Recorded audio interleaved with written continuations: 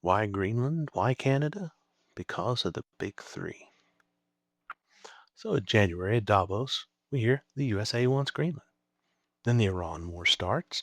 A ceasefire is on Tuesday, April the 8th, and the very next day, the USA wants Greenland. Insane? Unhinged? Epstein files distraction? Well, at least it's over. And then 2 days later, we won Canada. And he's the rational one. And it will all come roaring back with a vengeance later in the fall of 2026. What's going on here? Why Greenland? Why Canada? Why the sudden interest in this part of the world? Because of who is suddenly interested in this part of the world? The big three: the ultra wealthy, the tech billionaires, the ultra right, and Donald Trump. First, minerals and rare earth elements on the cheap. See, in early 2026, the White House priced Greenland at 700 billion. But what's Greenland really worth? Well, there are various estimates, 4.4 trillion, maybe 2.8 trillion, some say 10 trillion. The USA already has full strategic access in Denmark's cooperation, and likely no return on investment at any price for the next few years. But today's GOP has wealth-serving goals. The 700 billion is an undervalue that ensures the wealthy get big returns later, in about 10 years. Suppose the USA pays market values it did for the Virgin Islands in 1917 when they bought them from Denmark. Lease cost estimate based on population and area. Well, annexed the Virgin Islands in 1917 for 25 million. That'd be 625 million today. That's 133 square miles for and 26,000 population. There are airports that are bigger, and there's no significant natural resources. Now look at Greenland. 836,000 square miles with a population of 56,000. Very significant natural resources. Every square mile has value. So, if we just base our estimate on population and area, then the initial buy would be fair market of 3.9 trillion to Denmark in the first year, not including compensation to Greenlanders, costs of renegotiated treaties, and so on. Transition costs would be 2.2 trillion in the acquisition year. Or instead, we could pay more over a longer time period. Minimum cost if spread over multiple years, assuming the Greenlanders, the Danes are fully supportive, 10 trillion over 10 years. Additional 1.5 trillion in acquisition year for other costs. And of course, the rest of the world will hate us for decades. But if we pay 700 billion, we're getting 10 trillion in return in about 10 years. See, the bottom line though is it won't happen. Nobody wants it to. But don't be surprised if the pressure campaign yields a result many are already investing for. The United States buys the mineral rights with some surface concessions on the cheap. Because once the ice melts, the wealthy will be sharing the 1 trillion a year being produced. Second, it's a brand new playground for the ultra wealthy. See, the GOP and religious right seem to be ignoring or downplaying climate change, but it's only an appearance. MAGA may refuse to believe it, but the wealthy definitely think it's real. And denying it does not make it go away. Just ask the insurance companies, they're certainly seeing it. Or just go outside. It's getting hot out there. We've been experiencing this together for the past several years, and it's getting worse and going to get much worse. The GOP's plan? Drill, baby, drill. But at what temperature plus humidity does air conditioning fail?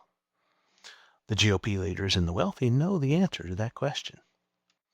In fact, the climate crisis is now a global disaster of biblical proportions prophesied in Scripture. The earth is defiled by its people. They have disobeyed the laws, violated the statutes, and broken the everlasting covenant. That is, God will not again destroy the earth until we start doing it ourselves, and then he steps in. Therefore, a curse consumes the earth. Its people must bear their guilt. How? How are we going to bear our guilt? The Earth's inhabitants are burned up, and very few are left. To you, Lord, I call, for fire has devoured the pastures, burned up all the trees, and the streams of water have dried up. See, we're seeing wildfires now all the time. It's the new normal. A third of the earth was burned up, a third of the trees were burned up, and all the green grass was burned up. But don't worry, the GOP sees it coming. 2024 was a wake-up call for all of us. 400 billion in damages, wildfires everywhere, all year round. And the shocker, Hurricane Helene. It ended the concept of the climate haven down below. Now, only a few doubt the science is true, and almost all agree we have to address it now. But today's GOP has a Tech Brothers based agenda. They dismiss all the climate change authors, the reports, and all the science because they already know. So it should be no surprise that the GOP's response to climate change is America first. But some are more first than others. See, it's America first, the ultra wealthy edition. The GOP's response to climate change is solely on behalf of its wealthy patrons. Why Canada? Climate change. And Greenland? Climate change. All that resource rich land in Greenland, well, it's going to be very valuable in a warming world. Why Musk, Bezos, Gates, and Thiel really want a piece of Greenland? Well, it started several years ago. They wanted to build these futuristic freedom cities, in particular in Greenland. A futuristic, high-tech, utopian AI paradise, safe from the ravages of any climate catastrophe. So most adults say climate change impacts them. Who's at risk of climate change? Everyone, everywhere, including the wealthy. But they're not going to suffer with us. They're going to be moving to where it's safe, the Great Lakes region of Canada. The climate crisis will worsen. The GOP will ramp up spending to protect corporations and the wealthy, and take as needed to do so. Greenland and Canada too. They're already the realtors are already advertising. Climate haven is probably Canada. But it's not just enough to move there. The wealthy want to own it outright. Bottom line, we will never annex Canada. Canada is larger than the United States in total land area, population of 40 million. That's more than California. Seriously suggesting annexation has already generated billions in irrecoverable costs. But it won't stop the USA from trying, because the billionaires don't want it all. Nor will they try to take it all. It'll still cost us trillions of dollars.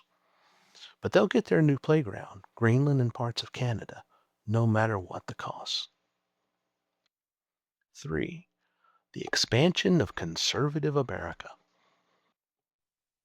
The GOP has launched a campaign of cruelty against non-conservatives, getting rid of science and the scientists, driving out non-whites and non-citizens, demonizing liberals and attacking Democrats, persecuting all non-conservative religions. But the scientists are the only ones leaving. So the GOP is now bringing more white conservatives into the United States from South Africa. But that's just a trickle, and it may even dry up. So today's GOP has a self-serving ideology. They're going to increase conservative numbers by reshaping the country.